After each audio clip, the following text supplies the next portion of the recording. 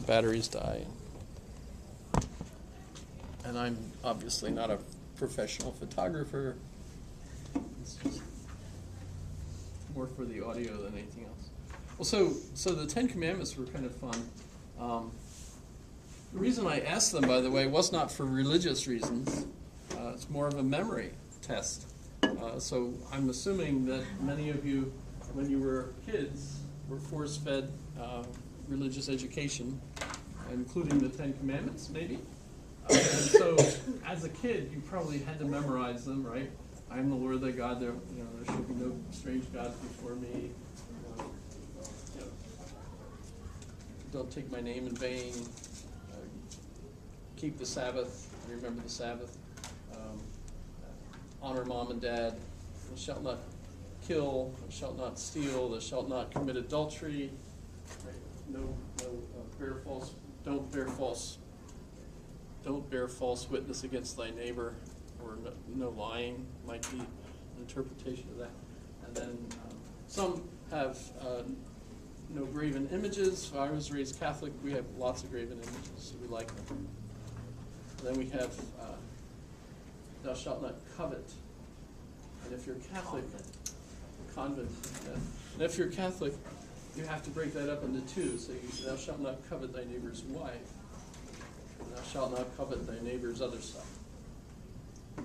By the way, as far as I know, it's perfectly fine for you to covet thy neighbor's husband. Like that. I mean, it doesn't say. Kind of odd.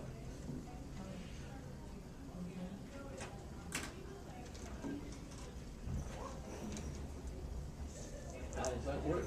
I don't know. It doesn't. But the reason I'm asking that is because if you've memorized that when you were a child, but suddenly you had someone spring that question on you when you were, unless you studied it the night before, you probably experienced something like, gosh, I remembered studying those when I was a kid. I still remember, probably the ones you remembered would be something like, thou shalt not kill. And I think as Americans, we really like our lives. We don't want someone to just kill us. That would really piss us off. Right? Well, you'd be dead. Yeah. Well, who knows? Who knows? I haven't been dead, so I don't know what it'd be like. I might be pissed off. Damn, I'm dead. Shoot. Oh no, they're burying me. Oh. I'm going to be stuck in a little box. Thou shalt not steal. That's like number 2. Everybody remembers that one. And I think that's because we really like our stuff. And it would really bug us if someone stole our stuff. Right? During the Clinton administration, thou shalt not commit adultery was a really big one. And it's coming back, So that's kind of interesting. The ones that people usually don't remember are the ones that are associated with God, like I am the Lord thy God, thou shalt have no strange gods before me. I guess you saw the one that someone sent me was don't believe in idol gods. Those are the ones that are lazy and don't do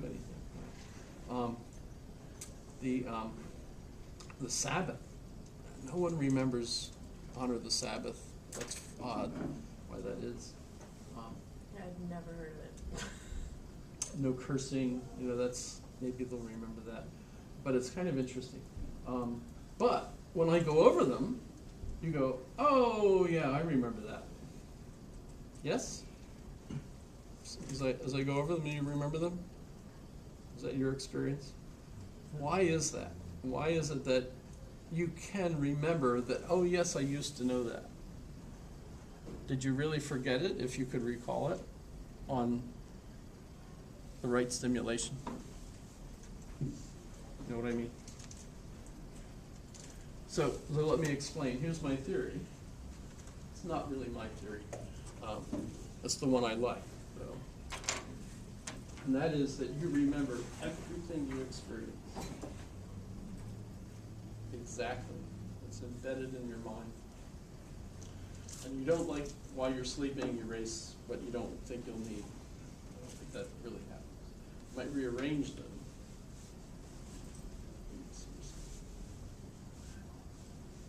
But it's still there. It's still in the bottom of the closet. where you'll be able to retrieve it. So if I ask you,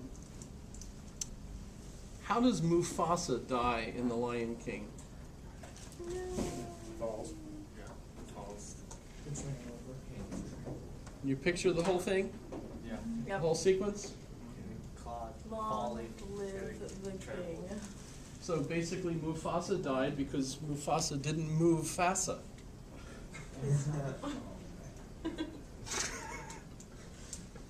Did you get that one? Yeah, I did. It hurts. It hurts. Sorry. I know it's bad. Necessary. But the thing is, it's easy to remember that whole narrative. Because the one thing leads to the next, right? The scene keeps on moving to the next one, right? Whereas the Ten Commandments are what you might call technical writing, in a sense, right? You know, the kind of article where you read it and you're like, I don't remember what I just read, right? And if you think of it, it's because there's no narrative connectivity between the different items. So typically, for us to remember stuff in a situation like that, it's memorization, repetition is the only way to go over it, right? Because you can't just remember the story. You see the story once, you remember the story. That's why some contemporaries like Frederick Jamison, no relation to me, refers to us as homo neurons instead of homo sapiens sapiens, man, the wise, or whatever, man the knower.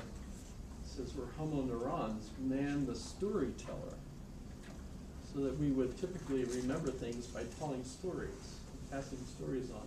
And most cultures, earlier cultures were oral cultures, and the things that they passed on were stories, right? They'd sit around the fire and tell stories about how Raven created the world, or things of that sort, right? And by the way, some of those early stories don't even have a moral, right? So I remember one book.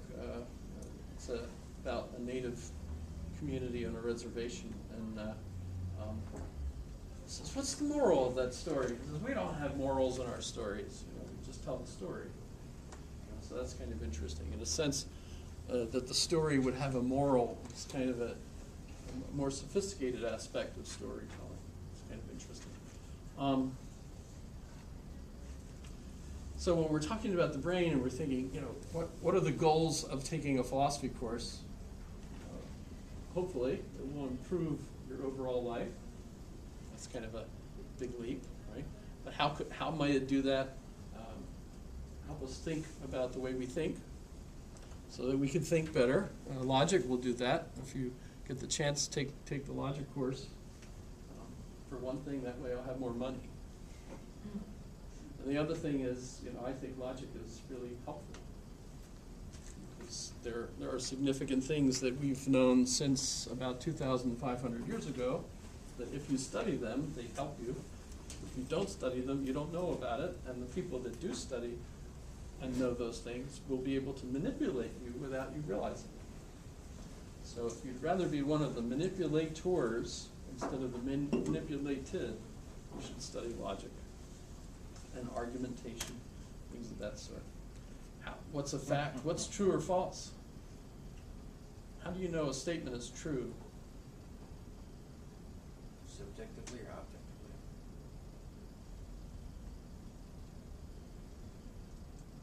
Yes. Based on fact, right? Yes. That statement would be true if make an experiment, and that experiment proves your theory. How would an experiment prove that you're right, or that it's true? If it's repeatable by other people, if they're able to do the same thing, you get the same result. So you're assuming that nature is persistent, and that because it happened once, it will happen again. I feel like you have to build up based on some assumptions. Yes, absolutely. In fact, that's been proved. Mhm.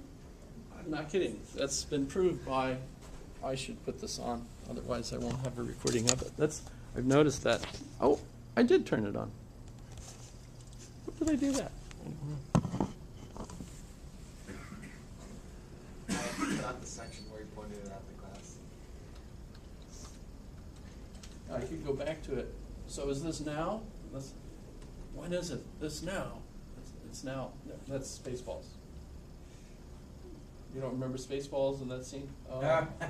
Yes, you remember that? Yeah, Kurt Gödel, that's great. incompleteness.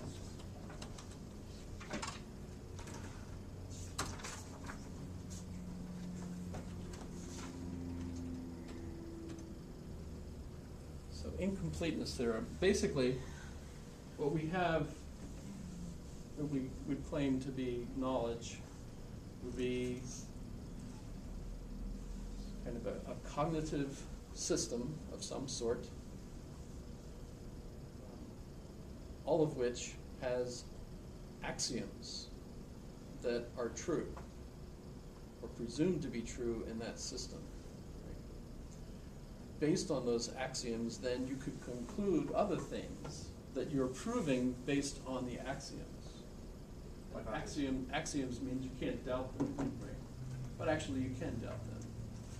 Actually, and so the end result is, well, you accept the axioms, and then you can prove other things. So we consider all the rest knowledge, but it's all based on the axioms, which are essentially faith. So, for example, how many yards do you have to go in football in order to get a first down? Depends on the scenario. Well, 10 yards. Yeah. You could get more, Jump Street would be 10, yeah. but there could be other scenarios where, because of a penalty, maybe automatic first down. Yeah. But so 10 yards I was looking for, right? How do you know that that's true? It is true. It is. It is. But it's based on the axioms, which we call the rules of the game. And can you prove that those rules of the game are like real? Well, it's a social acceptance that these rules are true. What about math? Is 1 + 1 really 2? Is it? Yep. No. Depends on your Depends on job. the situation, because if I have 0.999999999, et cetera, that's actually 1, right? 1.999. I just know that math can be really screwy. I hate them. Right. Right.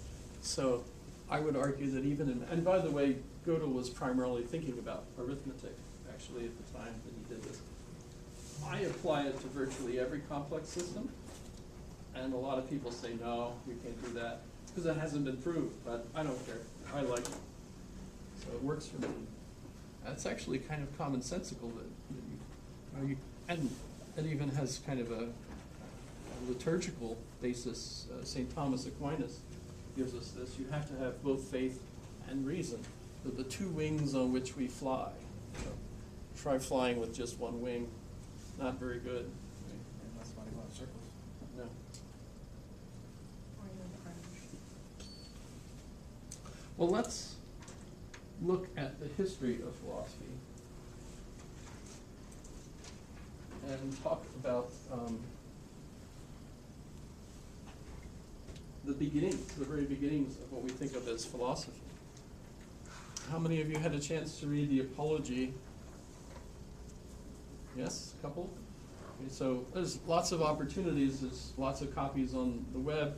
We have the Apology in the text.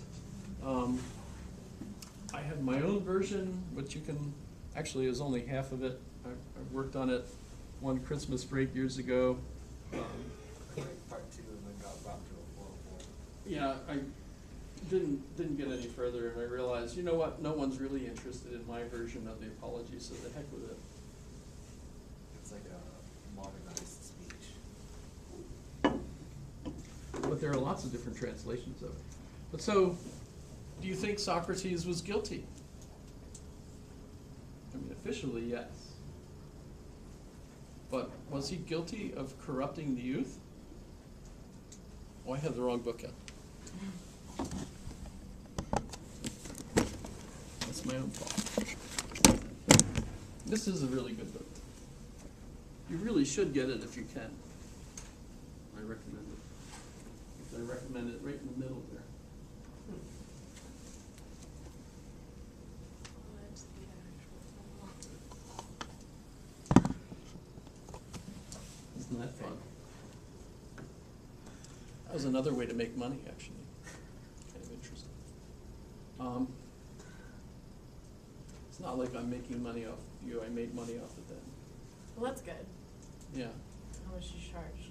Millions? they gave me $250. Oh, you should have bumped up the price. No, that's all right. Well, they do for us. My wife just spends it anyway, so Oh. you know, that works. Good.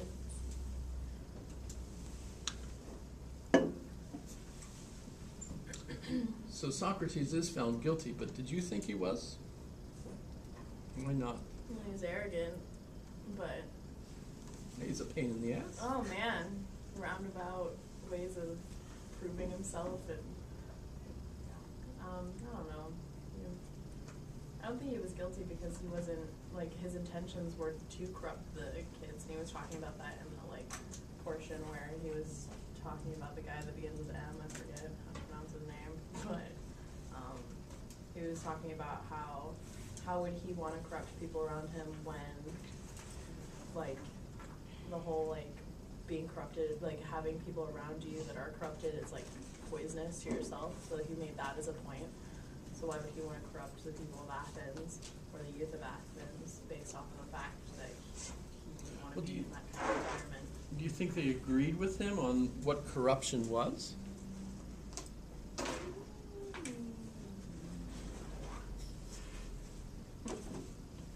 What he wants to do is what they're calling corruption, Yeah. and he's calling them corrupt because they don't accept it. So he wants kids to think for themselves. That's the last thing they want. They want the kids to behave, do what they're told, instead of criticizing their elders. And he's basically trying to encourage them to criticize their elders. So, yeah, they have every reason in the world to be pissed off at him. Imagine if you went to the Baptist temple on a Sunday morning and stood there at the parking lot, and as you saw, say, a Mercedes-Benz SUV, gold, driving into the lot, approach the driver and point out that, are they Christian? And they probably will say yes. And you say, well, Christians believe that they should give everything they have to the poor. Oh no. Well, I'm poor, please give me your car. How do you think they will feel? But, Well, no, I'm but poor. does the Bible actually They say probably you laugh. give everything to the poor? Which would be a good Does it? question to dissect. Does it say that? I've never read the Bible, I can tell you. Well, if you think of the New Testament as part of the Bible, and Christians do, yes, Why would you do right? and Jesus famously says, give everything you have to the poor. Well, he says, what does he say? He says, take everything you have, sell it, give the money to the poor, and then come follow me. Right? Familiar with this at all? Yeah. Yes? I'm not making it up. That's in there, right? You can certainly argue over what Jesus meant by that, right? But my assumption is that they're going to be upset with you standing in the parking lot doing this, and it won't be long before some guys in suits will come out to have a discussion with you. Yes? I've never tried this because I don't want to have the men in suits discussing things with me. It might not be a friendly occasion. I don't know. Maybe they'll give you the car. Maybe. Might be worth the try, right? Those run what, $40,000 used? So Which one, what year?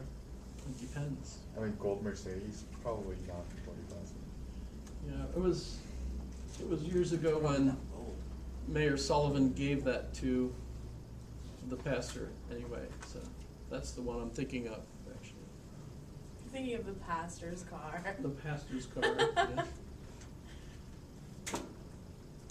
Maybe not The ask mayor of past. Anchorage gave that to him, Jerry Freebo, as a thanks from Anchorage to the wonderful things that the Baptist Temple has done for the town. You don't remember that? Yes? No. So you paid for that car. Awesome. Did it came out of taxpayers' money? Yes. It did? Yeah. It's usually where the mayor gets anything that he can give to people. He gets it out of the taxpayers, right? Well, you shouldn't say that it's from the mayor then, it's technically from us.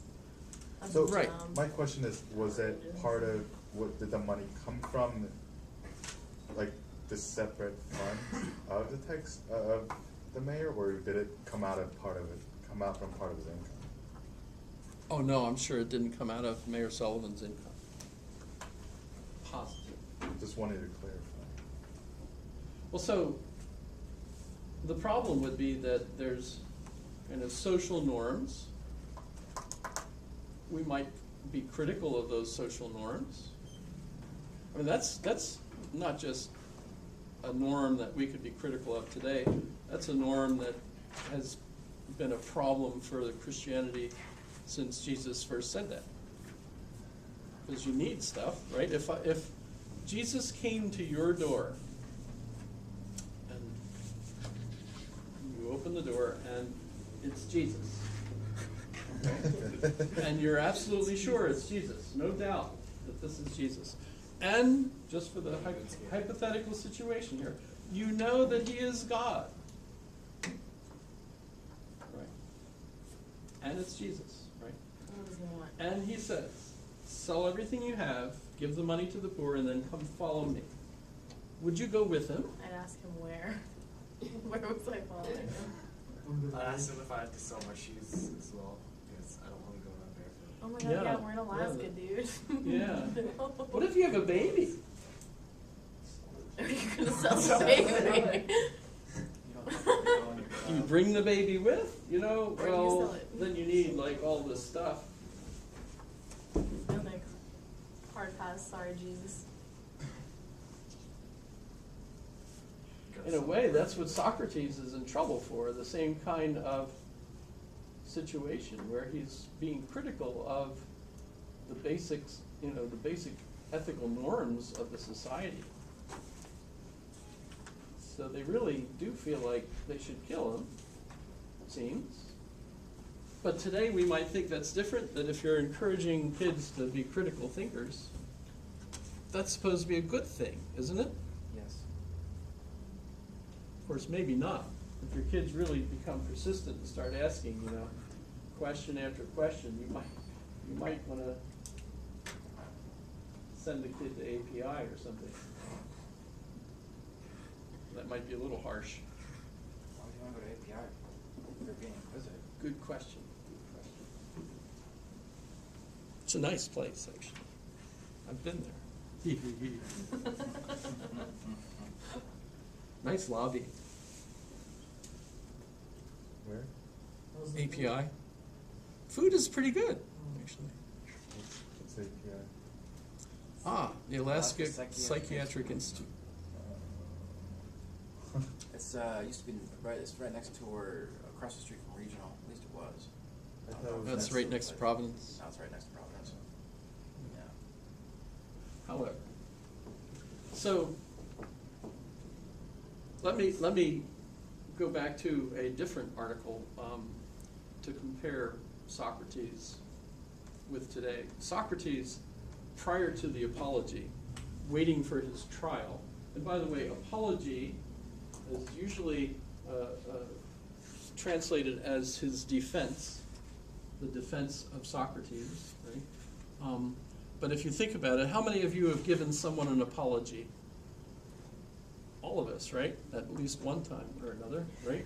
So what does apology mean? I could look it up real quick, but that sounds more like a backhanded compliment for appreciating the acknowledging what was going on. Well, I wondering myself about this, noticed that Apollo is involved in the story, the god Apollo, right? How many caught that? Apollo, right?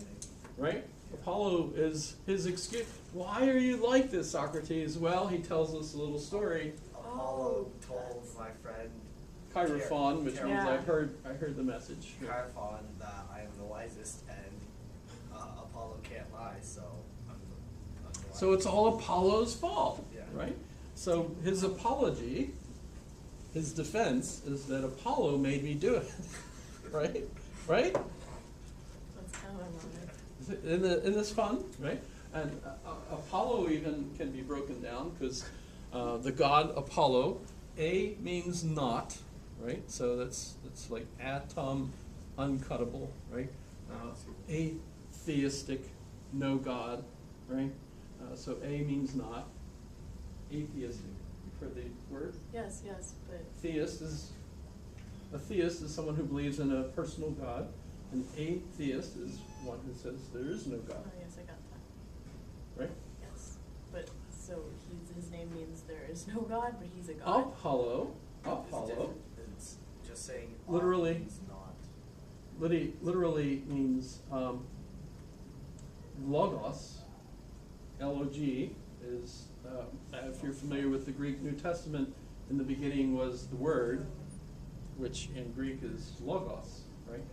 So logos is, what the heck is logos? Can't really say. It's like logic, right? In the beginning is order, maybe, right? But it's also word. So you could use it as word, but that seems odd. It's not really just like word, you know. Word. Word, man. You know, it's language, maybe thought, right?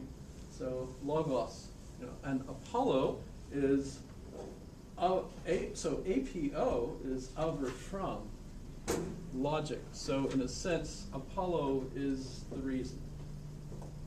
He's the excuse, and it is the excuse. So that's like knock your head against the wall, kind of crazy stuff, right? So Apollo is the god of reason, essentially. And the god of reason tells him that he ought to find a wise man. And he's absolutely convinced that Chaerephon has said, you know, there's no one wiser than Socrates. He ends up realizing the god wasn't saying you were the wisest. But there's no one everyone's equally as dumb, basically, as everyone else. Only the gods are wise. By the way, that place is really there, and you could go visit. Wow.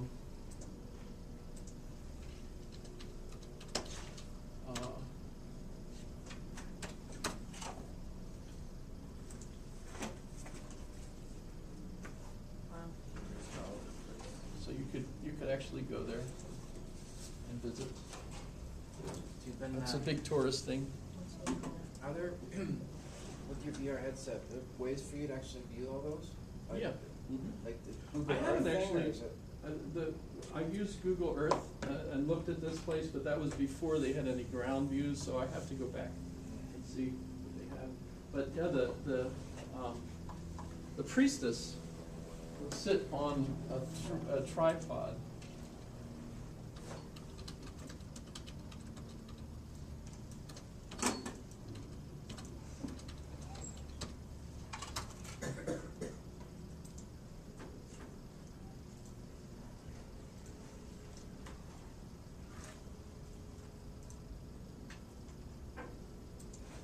Okay, this is only a minute.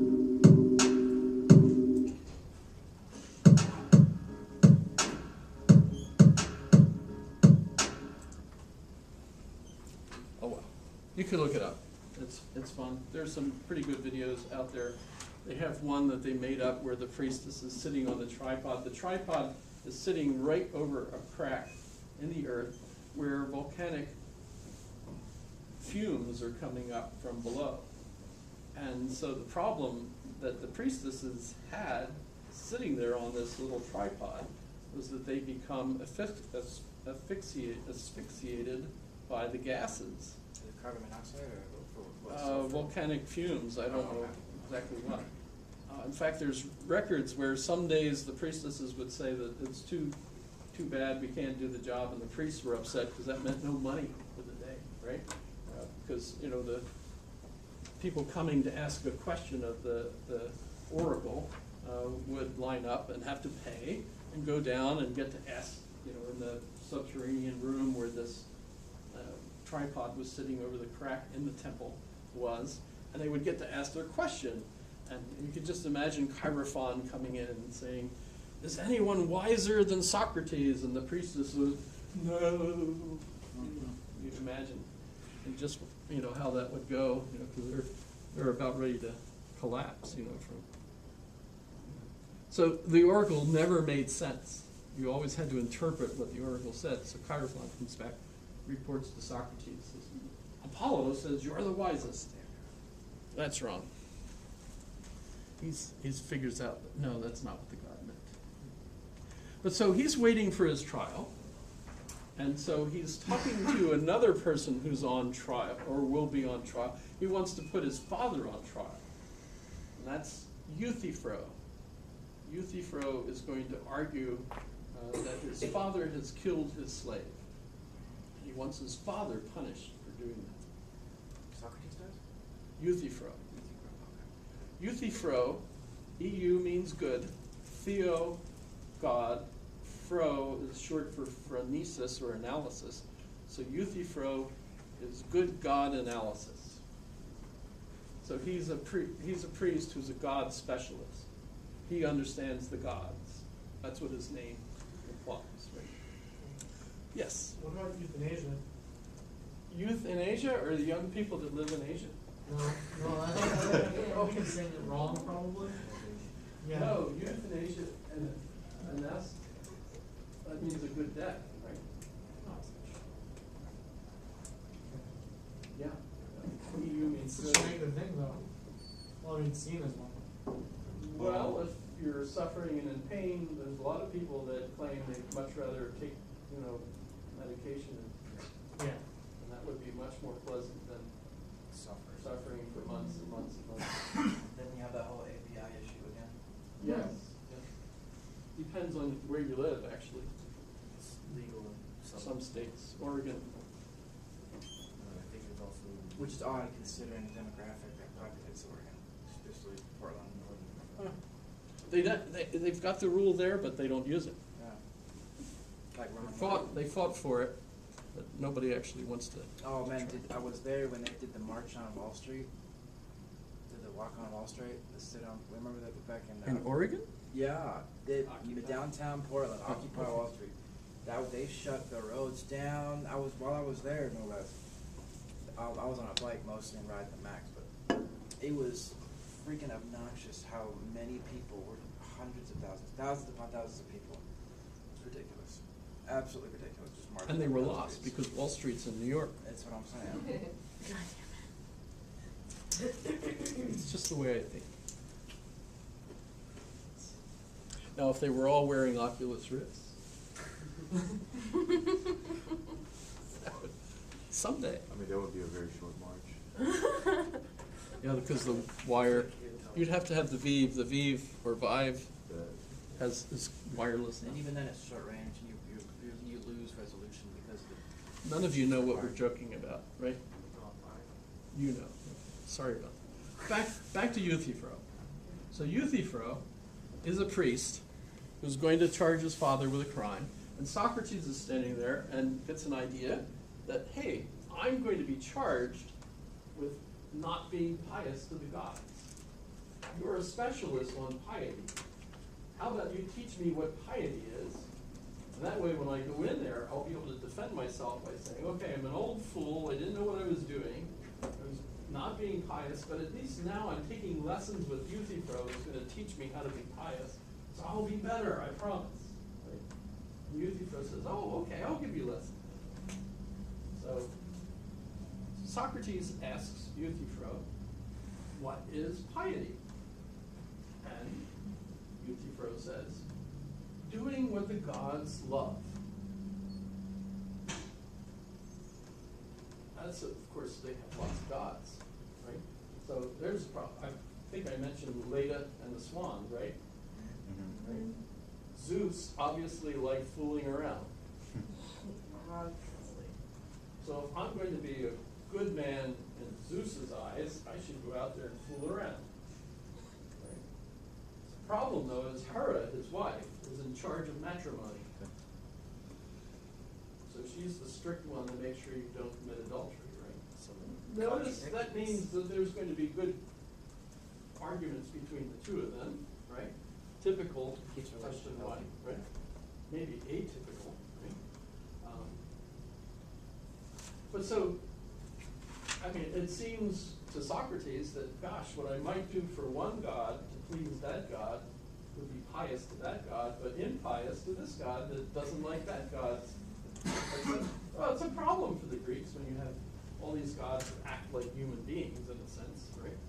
Pretty clear, right, that they are very human-like, right? So Socrates comes up with a better question. He says, well, is the pious pious because the gods love it, or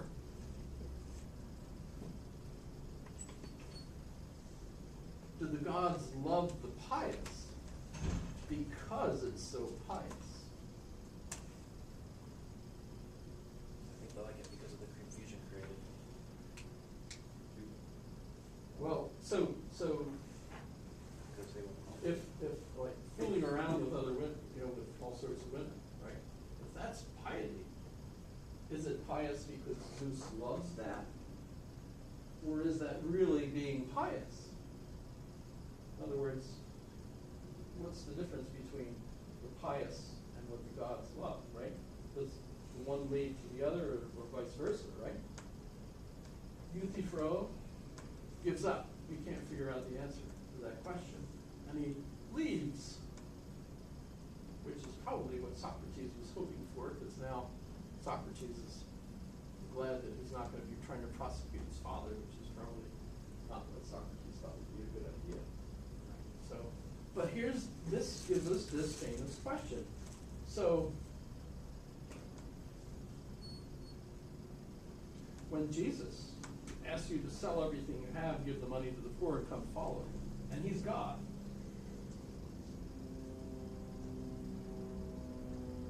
is that way of life good because Jesus likes it? Or does Jesus like it because that's really the good way to live? That's not living. Like, You see the problem now? I think that would depend What on if your it's personal state of mind, like if you believe you're being pious doing that, that's what we care about. Well, so, an interesting argument by Julian Jaynes in a book that became famous.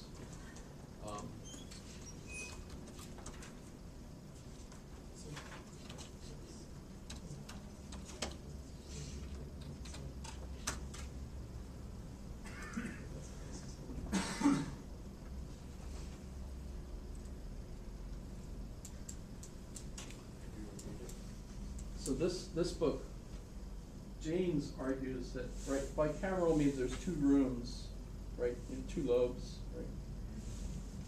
And so, as human consciousness evolved, he hypothesizes that at a certain point, somebody like Moses was out, maybe standing on a mountain, talking to a bush. oh, the one that was burning constantly because of the volcanic actions near the surface. It and burned his face. The heat and all that other jazz. Yeah. So he's talking to the bush, and the bush tells him, I am who am, here's my commandments, etc., you know, all that stuff, right? Jane says, possibly, Moses was psychotic. Wouldn't know this. He was hearing voices in his head, and he has no explanation for where these voices are coming from. So he presumes that they're coming from an invisible agent. What do you think of that? Same thing with all of them. Yes, exactly. That all the religious folks out there that think that the gods have spoken to them are essentially psychotic. And absolutely believe that God has spoken to them. And at that time, we didn't have psychiatrists that say, Moses, I think you need laudanum or something. Those drugs are just They bad. didn't have any of that stuff. There's probably a bunch of people who are like, hey, I hear It's a those real voices crash. too. It's terrifying. Would that be comparable to your gut feelings? Very much so, I would think. Your intuition tells So, you. If you believe in something and you acknowledge it to be true, such as, let's say, for example, to make things simple, a God, and you continuously pray to God, and you experience things, and your intuition tells you that, do something, and then you believe that to be God, then are they really psychotic, or would they just be the same as an atheist who follows their gut feelings to make decisions in life? But they can't be technically considered psychotic because they don't believe in God. Spell history.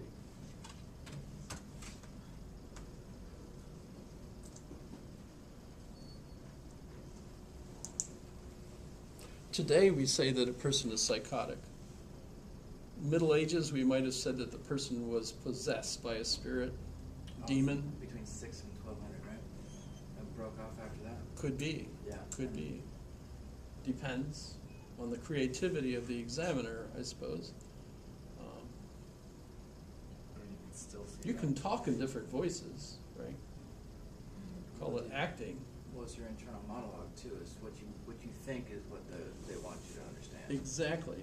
So what Julian Jaynes is wondering about is when the mind evolved to the point where we started to think to ourselves, we were hearing voices in our head, us.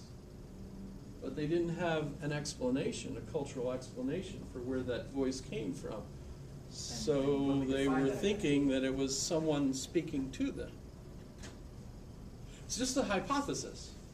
This is obviously just About the development Jaynes' of the brain. hypothesis, but that's from the 90s.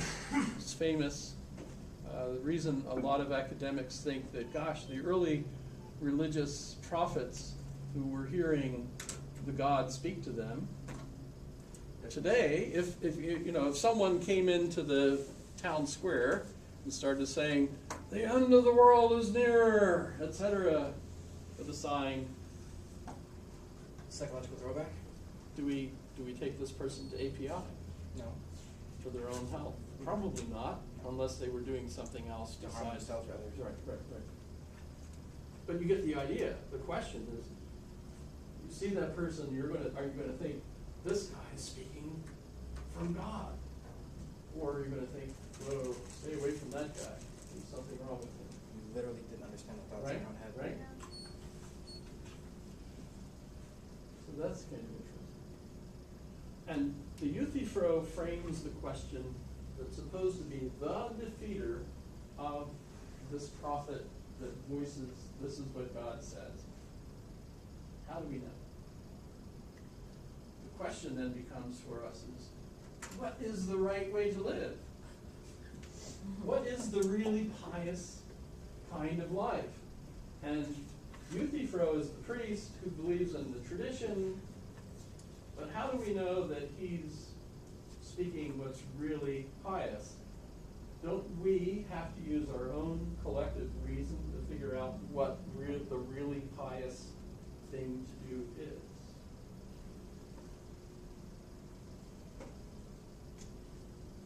Don't have an answer to that, but that seems to be the question that Socrates is posing in Euthyphro. And by the way, that gets him in a shitload of trouble. Why did I use the word shit? It's not, I know it's not proper to imitate the president. Hey, hey. Ooh. Whoa. That's First okay. religion, Oh, wait. now the executive Wait a branch minute, of he is the government. president. Executive privilege. Right. Okay, so, Socrates is guilty. By the way, Only because they were that defensive.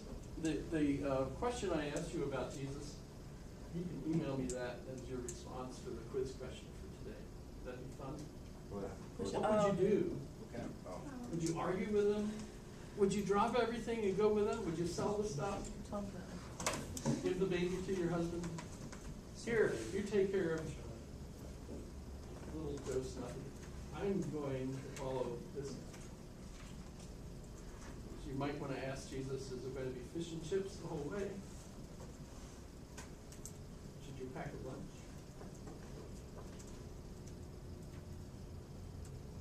What's the plan here?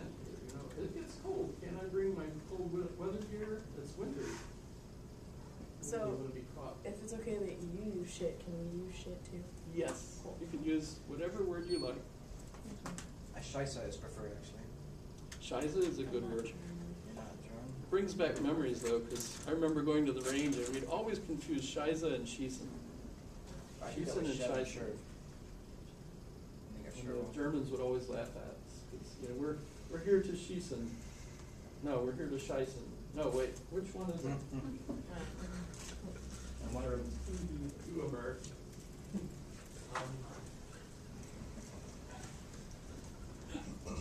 Hilarious. How am I doing? Is this fun? Yeah, I'm enjoying it. Entertaining?